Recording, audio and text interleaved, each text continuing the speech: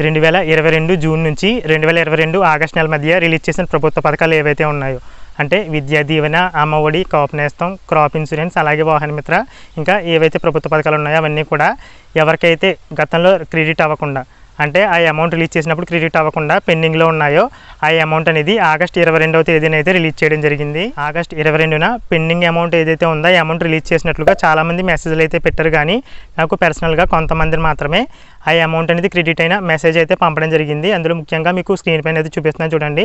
Crop ఇన్సూరెన్స్కి సంబంధించి amount అనేది August 22వ తేదీన అయితే క్రెడిట్ అవ్వడం జరిగింది. మీకు స్క్రీన్ పైన 2 మెసేజ్లు అయితే చూపిస్తున్నాను. ఆ 2 కూడా ఆగస్టు 22వ తేదీన అయితే రావడం జరిగాయి. అలాగే కాపు నేస్తం పథకానికి సంబంధించి కూడా కొంతమందికి స్టేటస్లో వై అని అయితే రావడం జరిగింది. అటువంటి వారికి కూడా అమౌంట్ అయితే క్రెడిట్ అయ్యింది. మీకు కూడా స్క్రీన్ పైన మెసేజ్ అయితే చూపిస్తున్నాను. కొంతమంది వారు బ్లర్ చేసి ఆ డీటెయిల్స్ని అయితే పంపడం జరిగింది. అందుకోసం మీకు డేట్ అయితే అక్కడ చూపించలేకపోతున్నాను.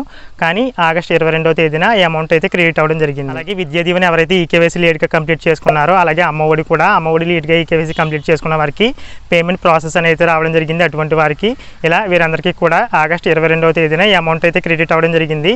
ఒకసారి మీరు కూడా బ్యాంకులో వెరిఫై చేసుకుని ఎన్బిఎం స్టేటస్ అయితే కాదు, ఎన్బిఎం స్టేటస్ అయితే ఇంకా అప్డేట్ అవ్వదు కాబట్టి మీరు ఎన్పిసిఐ లింక్ అయినా బ్యాంకుకి వెళ్ళి ఆ బ్యాంకులో ఒకసారి అమౌంట్ అనేది క్రెడిట్ అయిందో లేదో వెరిఫై చేసుకుని మీరు కమెంట్ సెక్షన్లో అయితే కమెంట్ చేయండి. ఈ అమౌంట్ అనేది అందరికీ కూడా క్రెడిట్ అవ్వలేదు. నేను చాలామందికి అయితే చెక్ చేశాను. కొంతమందికి మాత్రమే అంటే ఈ కేవైసీ లేట్గా కంప్లీట్ చేసుకున్న వారిలో కొంతమందికి మాత్రమే ఈ అమౌంట్ అనేది క్రెడిట్ అయింది. కాబట్టి మీరు కూడా ఒకసారి బ్యాంకుకి వెళ్ళి వెరిఫై చేసుకోండి. మీకు కూడా క్రెడిట్ అయ్యే ఛాన్సెస్ అయితే ఉంటాయి.